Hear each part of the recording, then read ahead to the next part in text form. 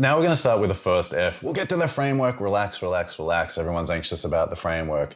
It starts with frame of mind. And I can tell you the first thing that is so important to do is to identify as a writer. I've written my entire life. I've been paid to write for more than half of it. But I didn't call myself a writer. I thought that was something that people who published best-selling novels, best-selling books were allowed to do. I didn't. The clarifying part about calling yourself a writer is that if you ever get stuck, you just convert that noun into a verb. And you do that by asking yourself this question. If I'm a writer and if I'm stuck, what do I need to do? Take the R off the word writer. There's some complicated word maths here.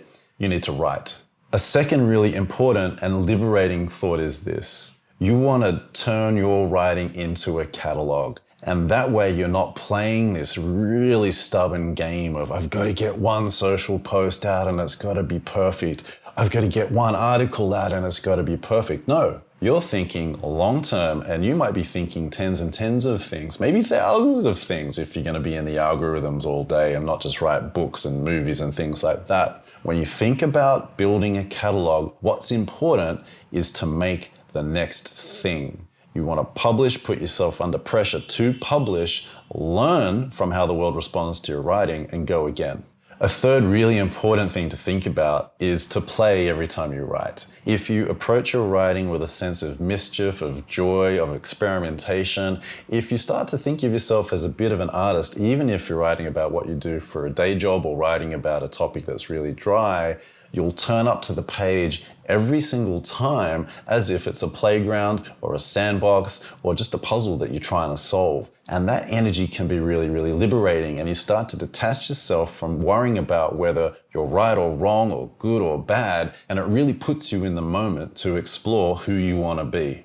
Not all of the play that you do will work in the world, but every now and then you'll land something out of nowhere. You'll listen to the voices in your head and they'll pop out and you're like, ooh, I don't know if I can do that. You'll do it and you realize that maybe you've just set yourself up for 3 to 4 years of an amazing new direction.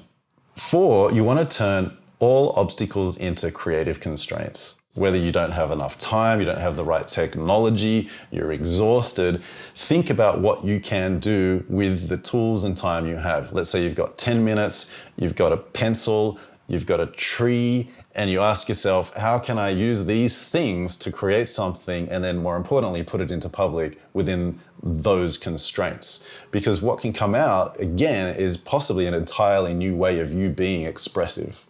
And what you stop doing is using constraints as a reason to not express, as a reason to procrastinate. You turn towards those constraints and you put them to work for you.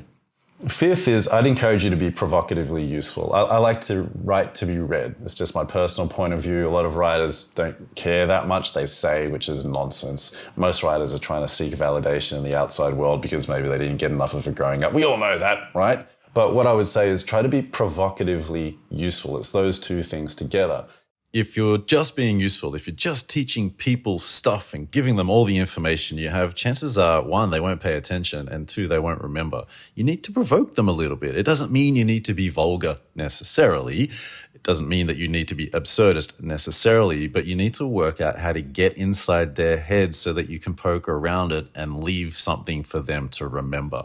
And really, when you put all these 5 things together, what we want to focus on is the idea that writing is a creative practice, and that a creative practice means that you turn up to the page whenever you can to practice, and that matters more than the idea of having a personal brand. I find, no offense to anybody, that when people are infatuated with having a personal brand or creating a personal brand, that they're very shortcut oriented. They don't really want to put the work in. They just want the results. They want to be famous. They want a great reputation. You're not going to last if you're infatuated with a personal brand. What will help you last is if you want to be a writer, if you identify as a writer, and then you turn up to write.